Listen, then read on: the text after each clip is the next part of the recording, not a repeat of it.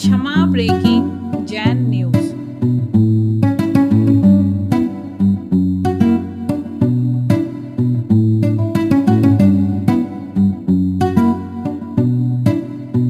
गुरुजी, अभी 10 लक्षण धर्म में हमें बांसवाड़ा खांदू कॉलोनी में जब आर्य का विज्ञानमती माता जी के सामने 10 उपवास करने का मौका मिला तो हमने खांदू कॉलोनी में आपका चमत्कार देखा।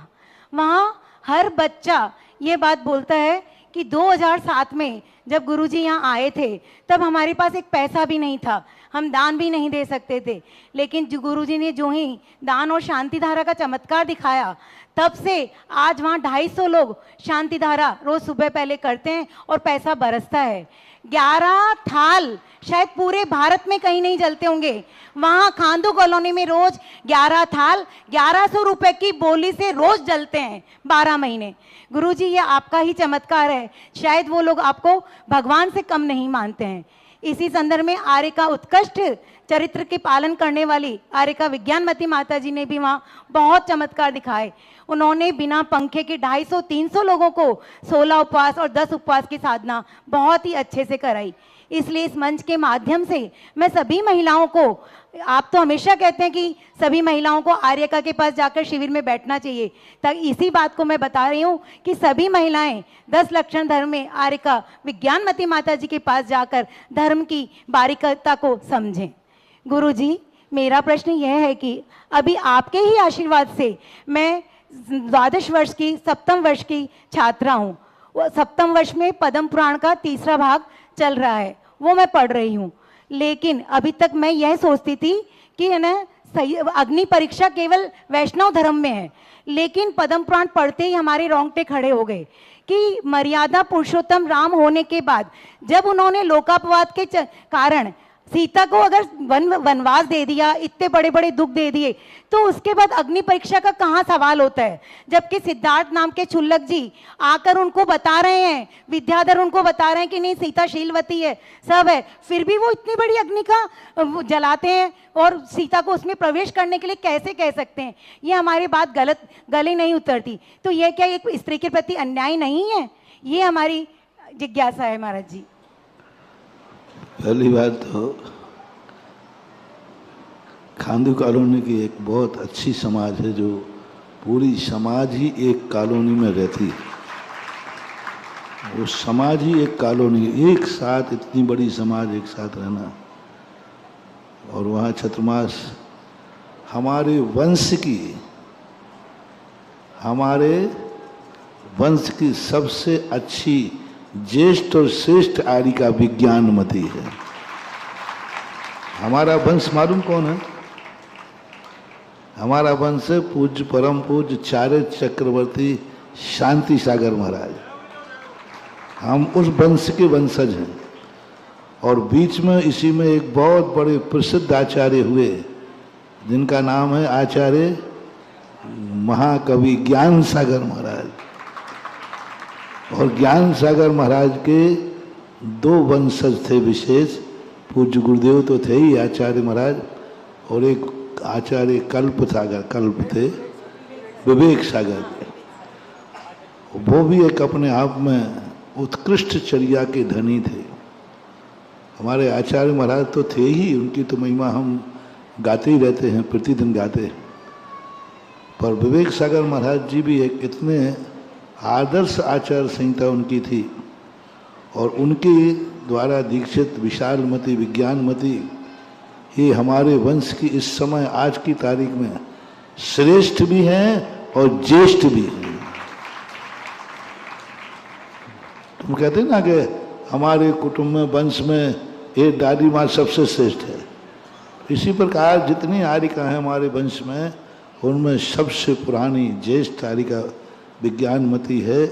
और वो अपने आप में समाज में जहाँ भी जाती है एक छाप छोड़ के आती है, आदर्श है। और वो संस्कार सबसे ज़्यादा उपवास, वो खुद भूखों मरती है और सबको भी कराती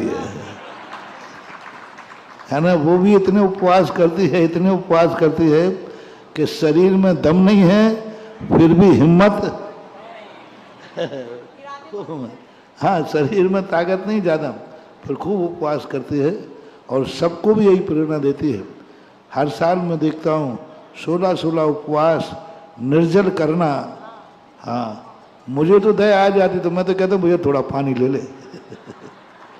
शिविर में जब करते हैं ना 10-10 उपवास, तो कई बच्चों को मैं थोड़ा हाथों से जब उनकी हालत देखता हूँ तो मैंने कहा भैया यदि दिक्कत हो रही हो तो एक आध बार पानी ले ले कह देता हूँ मैं। लेकिन विज्ञानमती नहीं होती, वो और समझाती है नहीं पानी का भाव ही नहीं करना।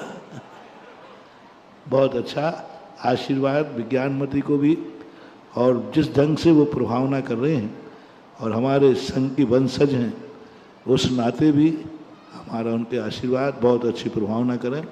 और बांसवाड़ा तो वैसे ही अच्छा स्थान है। दूसरा, जो सीता की परीक्षा की बात थी, वो राजा थे। राजा को बहुत सारे कार्य इसलिए नहीं करना पड़ते हैं कि वो सही या गलत है। हमारे यहाँ एक प्रायश्चित ग्रंथ में आया है, किसी व्यक्ति को यदि दोष लगा है तो वो दोष कितनों को मालूम है? किसी को मालूम नहीं है, उसका प्रायश्चित अलग है। किसी को मालूम नहीं है, उसका प्रायश्चित अलग है। मात्र संघ को मालूम है, उसका प्रायश्चित अलग है। मात्र कुछ विश्वसनीय श्रावकों को मालूम है, उसका प्रायश्चित अलग है। लेकिन वह दोष सारी दुनिया को मालूम है, विद्रोहियों को भी मालूम है, दुश्मनों को भी मालूम है, अन्य मतावलंबियों को भी मालूम है, फिर उसका प्रायश्चित सार्वजनिक ही होता है। और वो राजा थे, क्योंकि वह जो चर्चा हुई थी वह सार्वजनिक हुई थी, साधारण जनता ने उठाई थी, और जनता के प्रश्न का जवाब राजा संतुष्ट हो जाए तो क्या हुआ? राजा यदि संतुष्ट हो जाता तो उससे जनता मानने वाली नहीं थी। यही कहती समर्थ को नहीं दोष गुसाई। वो राजा थे तो इसलिए सब माफ हो गया। इसलिए राजा की बहुत बड़ी भूमिका थी। पर रामचंद्र जी ये भी जानते थे, क्योंकि निमित्त ज्ञानी अवध ज्ञानियों से उनके पास भाव था कि ये दोनों जीव जो हैं तद्भव मोक्षगामी हैं,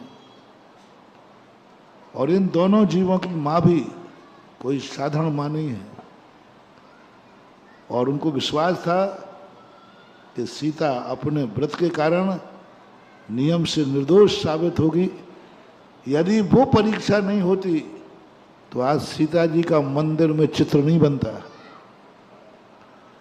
आज रामचंद्र जी का उच्चासन नहीं होता। ये नारी के साथ अत्याचार नहीं था, नारी को उच्चासन पर बैठाने का तरीका था। जब कोई धर्म कठिनाइयों से गुजारता है, मूक माटी में पूज्य गुरुदेव ने यही बात कही कि माटी को इतनी कठिनाइयों से गुजारने का अर्थ उसको यातना देना नहीं है, उस पद्दलित माटी को मंगल कलश बनाने का अभिप्राय है। माटी को पैरों से रौंदा जा रहा है, पानी को चाक पे घुमाया जा रहा है, माटी पर दुर्मत चलाया जा रहा है। ये सब माटी के साथ अत्याचार नहीं है, ये माटी को मंगल कलश बनाने की प्रोसेस है, प्रक्रिया है। जैसे हमने कहा कि महावीर स्वामी ने इतना कष्टदायी चर्या बनाई मुनि की, मोक्ष मार्ग, तो ये कष्टदायी नहीं बनाई, उनको 3 लोक का नाथ बनाने की ये प्रक्रिया है। तुम सोच रहे हो देखो महावीर कितने कर रहे हैं, केस लॉन्च करो, हाथों से उखाड़ो, एकासन करो, अंतराय करो, नंगे पैर चलो, सर्दी गर्मी सहन करो। ये क्या महावीर स्वामी का अपने शिष्यों के प्रति शोषण भाव नहीं है? लगेगा ऐसा, लेकिन सत्य है कि महावीर स्वामी इन कठिनाइयों से इसलिए गुजार रहे हैं कि इन कठिनाइयों के बिना ये त्रिलोकी नाथ बनने वाला नहीं है। तो इसे कठिनाई न मान करके त्रिलोकी नाथ बनने की प्रोसेस मानो। अग्नि परीक्षा सीता के साथ अत्याचार नहीं था, सीता को उच्चासन पर बैठाने की प्रक्रिया थी कि सारा जगत जाने कि सीता क्या चीज है, सारा जगत को पता चले कि सीता है क्या चीज। और आज सारा जगत में इतनी पूजनी हो गई कि राम सीता कोई नहीं कहता, सब सीताराम कहते हैं। जैन थांदुला से पूछती हैं, नमोस्तु महाराज जी, हम तो आपको भगवान के तुल्य हमारा सच्चा गुरु मानते हैं। आप सच्चा आगम भी बताते हैं, लेकिन आपने प्रवचन में बोला कि आपके भक्त आपके प्रवचन नहीं सुनते, मगर महाराज जी हम प्रतिदिन सुनते हैं, जिज्ञासा भी करते हैं, क्या हम आपके दुश्मन कहलाएंगे? हमें अभी तक अभय आपके प्रवचन से ही मिला है, वरना हम कब के मनुष्य पर्याय छोड़ चुके होते। ऐसी बात नहीं है, वो तो किसी प्रसंग बस कहता हूँ। इस प्रसंग में कहता हूँ कि तुम लोग कभी कभी गौर से नहीं सुनते। इसलिए नहीं सुनते हो कि तुम्हारा एक सिद्धांत है, क्या सुनना, महाराज ने जो कहा वो सब सही है। तुम्हें मैं गलत सिद्ध नहीं कर रहा हूँ, तुम क्या सुनना, महाराज ने जो कहा है सब सही है। और दुश्मन को इसलिए कहता हूँ कि वो कहता महाराज ने जो कहा वो कैसे सही है, तो वो एक एक चीज वो इसलिए सुनता है कि मुझे कहीं ना कहीं कमी, वो इसलिए सुनता है कि मेरे वार्षाप लायक कौन सा विषय है। वो कट वार्षाप डलते ना, क्या बोलते नाम ही तो मुझे पूरा याद नहीं हुआ, तो वो इसलिए सुनता है कौन सी कटिंग लगेगी, कौन सी कटिंग से आग लग सकती है, कौन सी कटिंग कहाँ पर भेजना है।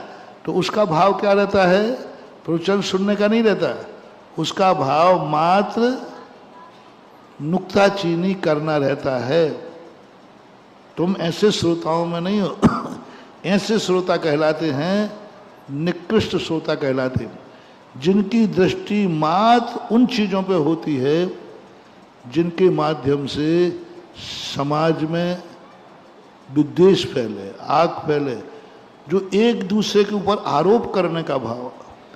अच्छी चीज़ों के वार्षिक बहुत कम चलते हैं, किसके चलते हैं, आलोचना के। तो इसलिए मैंने कहा था कि कुछ लोग इसलिए सुनते हैं कि मुझे इसमें से कटिंग निकालना है, वार्षिक निकालना है, तो वो आलोचना, वो खैर वो तो उस समय नीच गोत्र का ही बंद कर रहे हैं। जब कोई गुरु का प्रवचन मात्र उतनी ही कटिंग के लिए निकाल रहा है जिससे समाज में द्वेष फैले या महाराज की बात की निंदा, तो उस समय वो नीच गोत्र का बंद करता है, अशुभ कर्मों का बंद करता है। इसलिए आपको मैंने मना नहीं कहा, भक्तों को, अरे तुमने ये बात पकड़ ली, हमने कितने बार कहा ये बात मैं अपने भक्तों को कह रहा हूँ, क्योंकि जैसे बाप अपनी कमाई बेटे के लिए देता है, ये प्रवचन भी मेरी वसीयत है जो भक्तों के लिए है। अब इससे बड़ा और क्या कह सकता हूँ भाई। मेरे प्रवचन किसके लिए हैं, भक्तों के लिए। जैसे बाप की कमाई किसके लिए है, तो ये भी मेरी कमाई है। ऐसे ये प्रवचन ऐसे ही नहीं निकलते महानुभाव, ये मेरे प्रवचन भी पसीने की कमाई है, ध्यान रखना। हाँ, दिन रात चिंतन करते हैं, दिन रात अवीक्षण चिंतन का चलता रहता है। ये बात अलग है कि हम प्रवचन के लिए चिंतन नहीं करते, लेकिन चिंतन तो करते, क्योंकि बिना चिंतन के विषय निकल ही नहीं सकता। हाँ, प्रवचन के लिए चिंतन नहीं करता हूँ, ये तो पक्का है, लेकिन चिंतन मेरा निरंतर चलता रहता है। बड़ी तुमसे बातें करते रहेंगे, लेकिन मेरा चिंतन चलता रहता है कुछ ना कुछ। तो वो चिंतन एक पसीने की कमाई होते हैं साधु अपने उसमें। इसलिए मैं ऐसे, तुम तो इस कैटेगरी में हो कि तुम तो मेरे प्रवचनों की वसीयत के अधिकारी हो।